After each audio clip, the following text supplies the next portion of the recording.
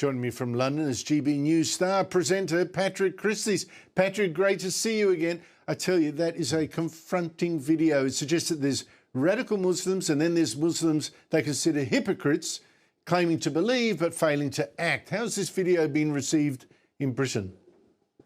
Yeah, well, it's fair to say that was a tough watch for the Diversity Brigade, wasn't it, really?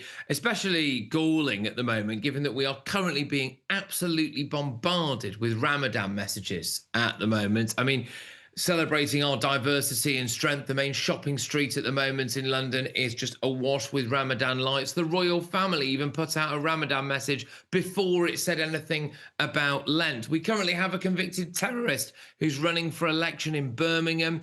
And really what this does is make people confront how compatible some aspects, some interpretations of the Islamic faith is really with British and with Western society. It also, of course, is a comment about who we let into Britain. That individual there was a Tunisian migrant. And it's fair to say that not every single person that we come over takes the view that Islam is the religion of peace. And you can hear that in that video there. And it's also worth noting again that what he was plotting was the single worst terrorist attack in British history. They thought that they were buying weapons. They were going to go on a Mumbai-style marauding attack through the streets of Manchester. And the quotes from their transcripts were that they wanted to kill as many Jews as possible, but if they killed a few Christians as well, that would just be a bonus.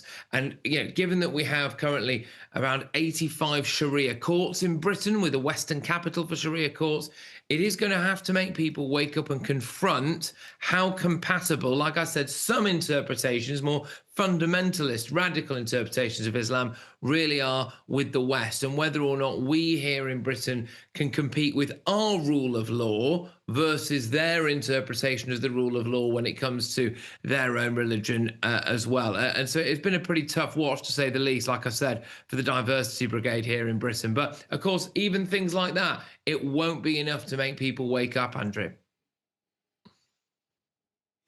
Well, I think people are waking up, but don't dare yet speak. I have to say, it's interesting that we're getting these same Ramadan messages too. The Prime Minister yesterday on X, happy Ramadan, not a word about Ash Wednesday or Lent. I think it betrays an anxiety. I mean, we've got hundreds and thousands of Hindus here. I don't see the same, oh, look, Hindus, we love them, we love them, we love them. They're very great, multicultural, wonderful, wonderful. Happy Diwali, happy Diwali. We don't see that. So I do think there's an anxiety that's driving this.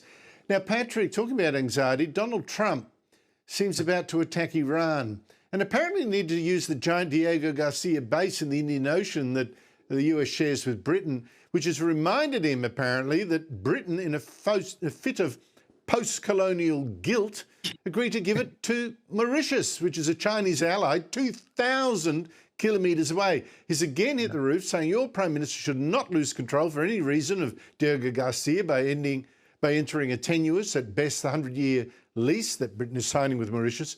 We will always be ready, willing and able to fight for the UK, but they have to remain strong in the face of wokeism.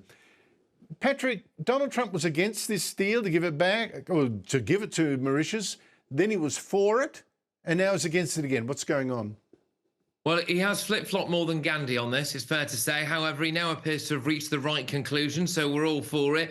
We are confronted again by the reality that we have an international human rights lawyer in charge of our country here who leads a party that's previously wanted things like reparations for the Caribbean nations. However, is now literally serving an eviction notice on people who have returned to their homeland, the Chagos Islands, and is threatening them with years in prison.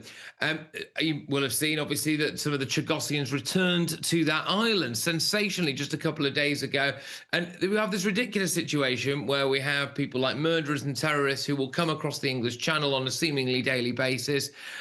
But we have a Prime Minister who is capable of sending a deportation notice to the most remote set of islands in the world, within 24 hours of people arriving there by boat. And we have a case at the moment of a bloke, by the way, we're trying to deport to Ghana, who's escaped police custody twice. He's been in prison for a series of knife point robberies. He's currently on the run and is posting TikTok videos of himself smoking drugs and rapping about the Prime Minister. We can't deport this guy.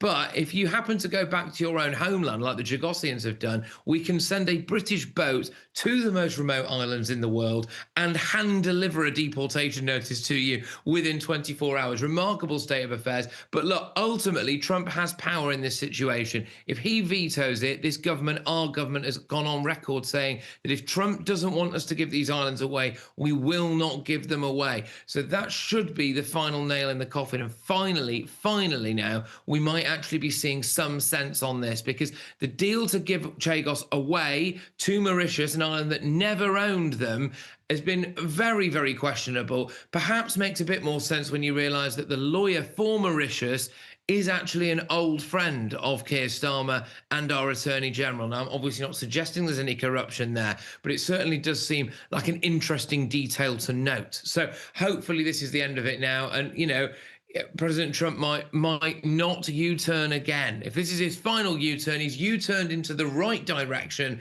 and that's good enough for us.